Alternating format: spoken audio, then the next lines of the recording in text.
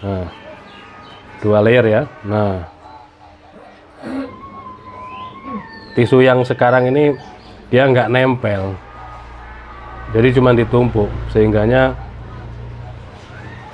mudah sekali terpisah.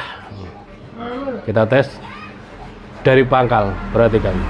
Oh, masya Allah, digesekkan tanpa tekanan, bahkan mengenggok seperti itu. Kalau kita hentakkan, set, masya Allah.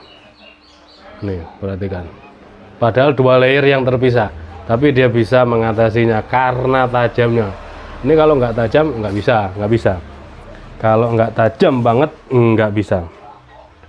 Slice tisu pun demikian. Bila kalau nggak tajam banget nggak bisa. Meskipun ahli slice tisu, malah justru orang ahli slice tisu itu bisa mengukur. Makanya kita